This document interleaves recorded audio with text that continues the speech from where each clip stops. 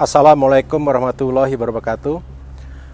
Indonesia dirahmati hutan yang sangat banyak, hutan tropis yang sangat berguna untuk kehidupan manusia tidak hanya di Indonesia tapi juga bagi dunia. Hutan sangat bermanfaat untuk kegiatan ekologi, ekonomi maupun sosial dan budaya. Namun sayangnya hutan pada saat ini sudah banyak rusak, salah satunya adalah karena kebakaran hutan dan lahan.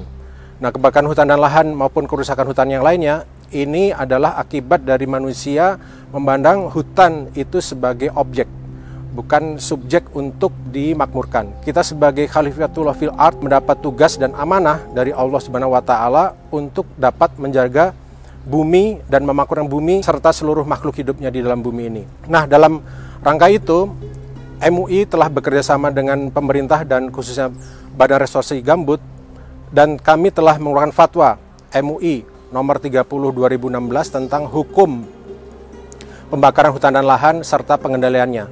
Nah, dalam fatwa ini diterangkan bagaimana pengendalian itu harus dilakukan, yaitu pertama adalah mencegah terjadinya kebakaran.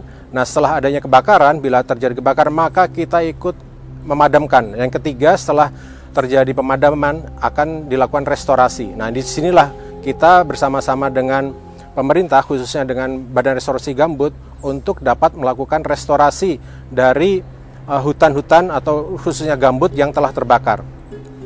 Nah, dalam konteks ini karena kerusakan itu adalah kerusakan moral, maka pendekatan yang dipilih adalah pendekatan melalui keagamaan. Nah, dengan bahasa-bahasa keagamaan, dengan fatwa-fatwa tersebut, kita mendapatkan basis dasar untuk dapat memberikan fatwa ataupun ceramah-ceramah, khutbah-khutbah yang menyangkut dari kebakaran hutan dan lahan. Oleh karenanya, ini perlu difasilitasi melalui masjid. Nah, masjid-masjid ini kami mempunyai program namanya adalah Masjid Ramah Lingkungan atau Masjid.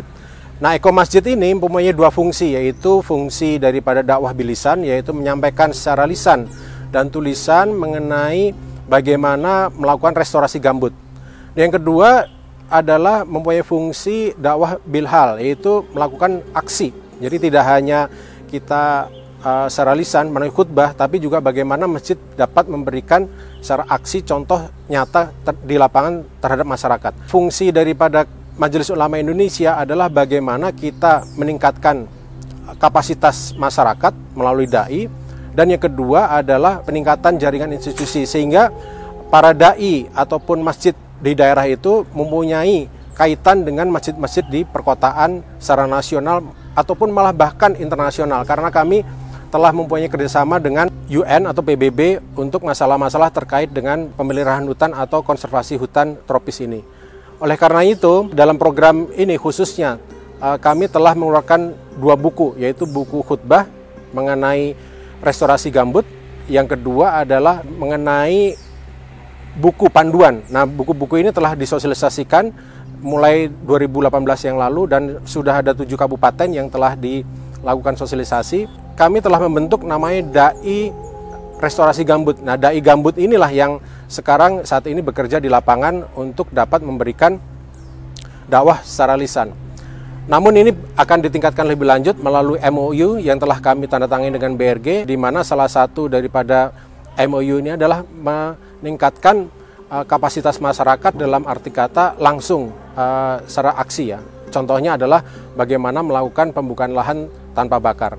Restorasi gambut ini dilakukan dalam 3 hal, yaitu pertama rewetting atau pembahasan ulang, revegetasi atau penanaman ulang, dan revitalisasi masyarakat. Jadi masyarakat ini harus diberdayakan, tidak hanya hutannya saja kita jaga atau kita kembalikan lagi, tapi bagaimana masyarakat yang di dalamnya dapat ikut diberdayakan sehingga bisa menjadi lebih makmur dengan adanya hutan itu tersebut.